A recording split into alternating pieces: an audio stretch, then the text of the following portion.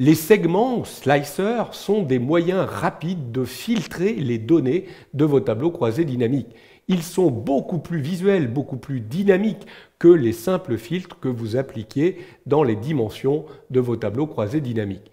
En effet, ce sont des boîtes qui contiennent des boutons qui vont s'allumer ou s'éteindre. On verra donc tout de suite les données qui sont sélectionnées, celles qui ne le sont pas. Et on verra qu'un segment peut être associé à plusieurs tableaux croisés dynamiques.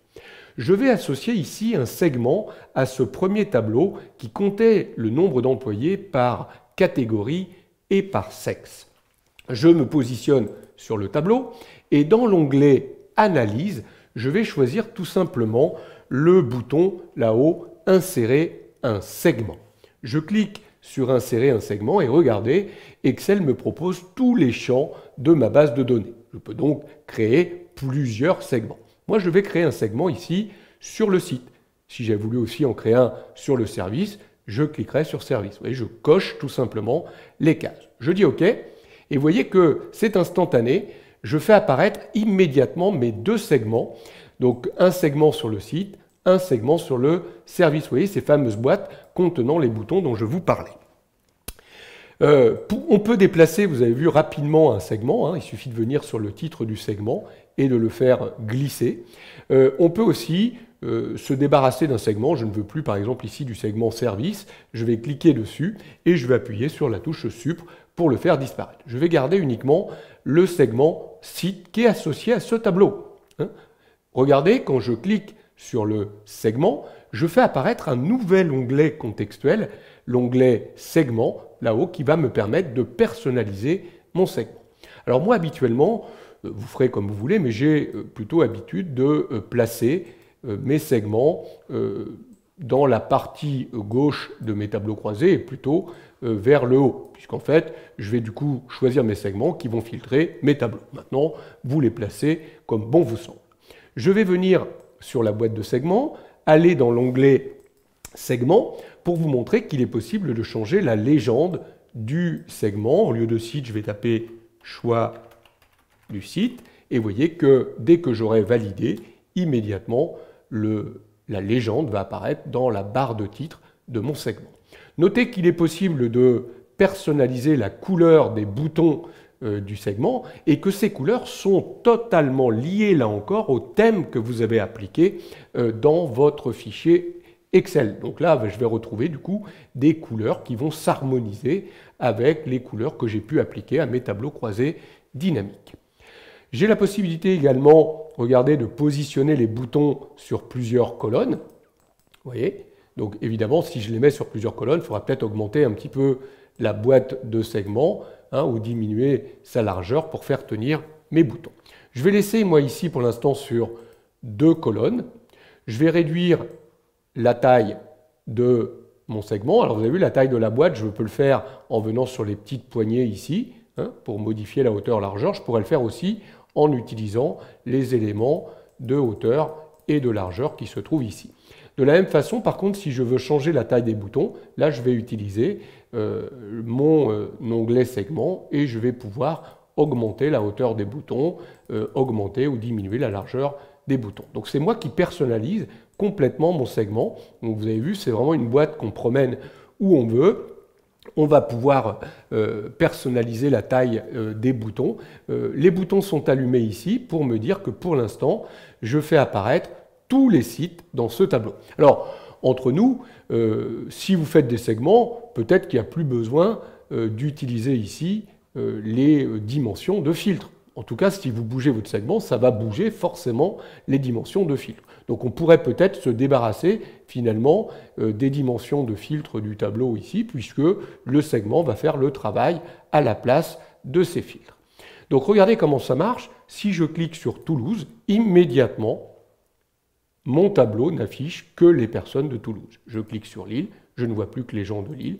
Je clique sur Lyon. Alors vous voyez que c'est très visuel, puisque le bouton s'allume dès lors qu'on a sélectionné un élément. Donc les autres ne sont pas actifs, donc le tableau n'affiche que les éléments de Lyon. Si je veux afficher les gens de Lyon et de Brest, je vais laisser mon doigt appuyer sur la touche CTRL, je vais cliquer Brest, vous voyez que je viens d'allumer les boutons Lyon et Brest et automatiquement, je vois les personnes de Lyon et Brest. Vous voyez que là, c'est visuel. Je vois que les boutons sont allumés. Ce n'est pas comme mon filtre où il fallait que j'aille regarder précisément les éléments qui étaient sélectionnés. Alors, si vous ne connaissez pas la touche contrôle ou que vous ne voulez pas utiliser la touche contrôle, il y a une deuxième façon d'utiliser le segment. Vous pouvez utiliser ce petit bouton sélection multiple. Attention, si vous l'activez, les boutons ne réagissent plus de la même façon. Maintenant, regardez, quand je clique un bouton, je l'ajoute à la sélection. Donc là, je rajoute Toulouse. Je veux enlever Toulouse, je reclique. En fait, les boutons deviennent des boutons à bascule. Je clique pour les sélectionner ou pour les désélectionner. Donc je veux Lille et Lyon, je vais désélectionner Brest. J'ai bien les gens de Lille et de Lyon. Je veux que les gens de Lille, je désélectionne Lyon. Si je veux enlever tous les filtres, je clique ici sur le bouton effacer le filtre et je réaffiche tout le monde. Gros avantage des segments, c'est qu'ils peuvent être associés à plusieurs tableaux croisés dynamiques qui sont dans la même feuille, c'est mieux, mais qui pourraient même être dans une feuille différente. Ça fonctionne également. Comment je fais pour associer mon segment à ce deuxième tableau croisé dynamique? Je vais cliquer sur le segment et dans l'onglet contextuel de segment, je vais trouver le bouton ici « Connexion de rapport ». Le bouton « Connexion de rapport » me permet d'associer d'autres tableaux croisés dynamiques. Vous voyez, je retrouve tous les tableaux croisés dynamiques qui ont été créés à partir de la même source de données. Vous voyez aussi l'avantage d'avoir travaillé sur un tableau de données. Je suis sûr qu'ils ont toujours été construits, mes tableaux, à partir de mon tableau de données que j'avais appelé BD salarié. Donc je les retrouve tous. Si vous aviez créé à partir d'une plage de cellules et qu'un tableau était créé à partir d'une plage, un autre à partir d'une autre plage, vous ne pourriez pas associer un même segment à ces tableaux parce qu'ils ne reposent pas sur la même plage de cellules. Vous voyez l'importance d'avoir travaillé sur un tableau de données. Donc là, moi je vais associer le tableau effectif par tranche d'âge. Notez que je pourrais aussi associer le tableau moyenne d'âge qui n'est pourtant pas dans la même feuille. Regardez, je vais le faire pour vous le montrer ici. Je vais le cocher également.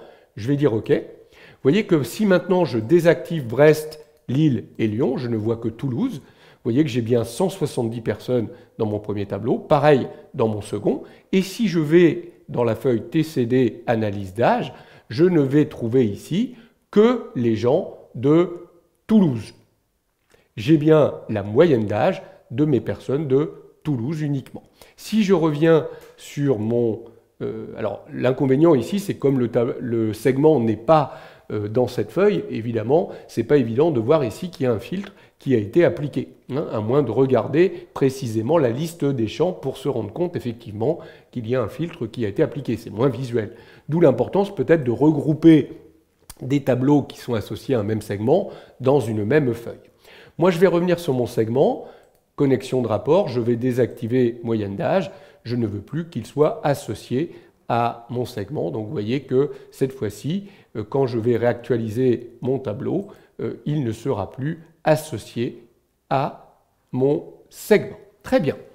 Je vous montre qu'on peut créer comme ça des segments sur tout type de tableau croisé dynamique. Je reviens sur mon deuxième fichier ici où j'avais fait des analyses de chiffres d'affaires. Vous voyez que très rapidement, en allant dans Analyse, insérer un segment, je vais pouvoir ajouter un segment.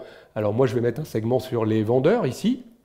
Donc je dois avoir à un moment donné quelque part le code de vendeur. Je vais même carrément prendre le nom du vendeur, ce sera plus clair. Je vais prendre également la zone finalement géographique.